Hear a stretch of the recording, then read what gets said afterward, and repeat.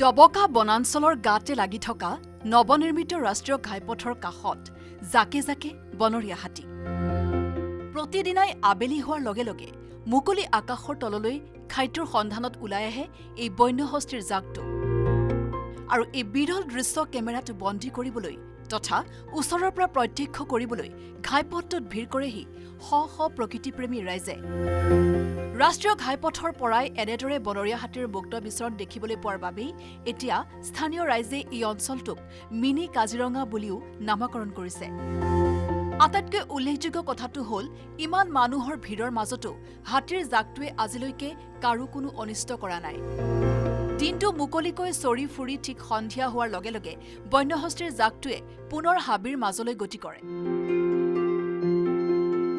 প্ৰায় সময় এই স্থানত এজাক বন্যহস্তী ওলায়। বিভিন্ন ধৰণৰ চৰাই চিৰিকটি আপুনি যদি মোৰ কেমেৰাৰ পিছফালেদি চাই, মোৰ পিছফালেদি চাই, তেতিয়াহ'লে কেৱল মাত্ৰ চৰাই চিৰিকটিৰ মাত শুনা পাব। আৰু এজাক বন্যহস্তী প্ৰায় ২০-২৫ জনীয়া এটা বন্যহস্তীৰ দল প্ৰায়ভাৱে এনেদৰে মুক্তভাৱে এওঁলোকে বিচৰণ কৰে আৰু মানুহ আহি পেলাই চাই যায়।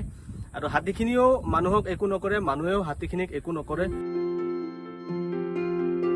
উল্লেখ্য যে কিছুদিনৰ পূৰ্বে চৰকাৰে এই অঞ্চলটোত এক বৃহৎ উচ্ছেদ অভিযান চলাই বনাঞ্চলৰ ভূমি বেদখল মুক্ত কৰিছিল।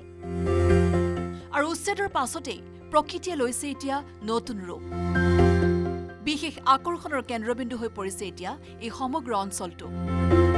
ডবকাৰ পৰা আব্দুল হাকিমৰ report, news 18 Assam north east.